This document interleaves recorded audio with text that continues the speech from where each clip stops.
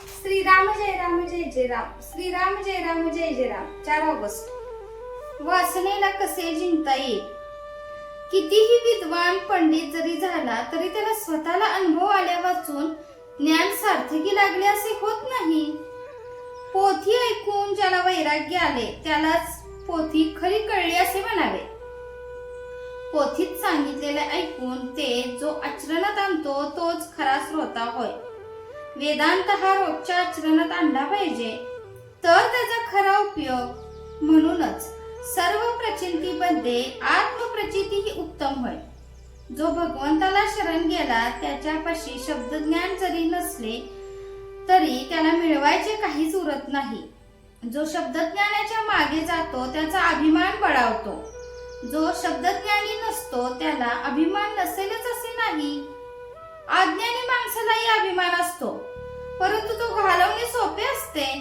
सद्गुरूला शरण जा म्हटले तर अज्ञानी माणूस मुकाट्याने शरण जाईल, त्याला शंका येणार नाही. काशीला जाणारे पुष्कळ रस्ते आहेत पण कोणत्याही रस्त्याने जायचे तरी आपले घर सोडल्याशिवाय जाता येत नाही. हे जसे खरे तसे कोणत्याही साधनात वासना बाळगून किंवा ती देवापासून निराळी ठेवून भागणार नाही. ती देवाची करायला तिला मारायला देवाचे स्मरण पाहिजे. भगवंताचे होणे हे माझे या जन्मातले मुख्य काम आहे असे समजावे. मी भगवंताचा कसा होईन याचा सारखा रात्रंदिवस विचार करावा. मी दुसऱ्या कोणाचा नाही ही खात्री असली म्हणजे भगवंताचे होता येते. आपले मन वासनेच्या अधीन होऊन तात्पुरत्या सुखाच्या मागे गेल्यामुळे थप्पड खाऊन परत येते. लोक समजतात तितके वासनेला जिंकणे कठीण नाही. आपली वासना कुठे गुंतते ते पाहावे.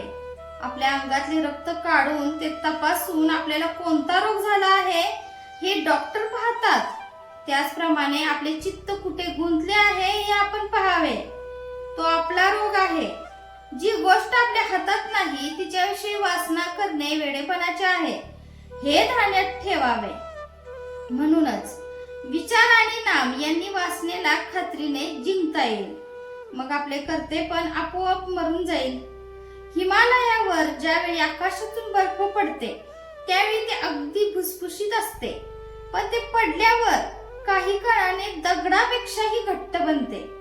त्याचप्रमाणे वासना ही सूक्ष्म आणि लवचिक आहे पण आपण तिला देहबुद्धीने अगदी घट्ट बनवून टाकतो. मग ती काढणे फार कठीण जाते. भगवंताची वासना ही वासना होऊ शकत नाही. ज्याप्रमाणे कणिक अनेक वेळा चाळून गव्हाचे सत्व काढतात त्याचप्रमाणे विषयाची सर्व वासना नाहीशा झाल्यावर जी उरते ती भगवंताची वासना होय. जय जय रघुवीर समर्थ. आजचे बोधवाक्य. वासना मारायला भगवंताचे अधिष्ठान हा एकच उपाय आहे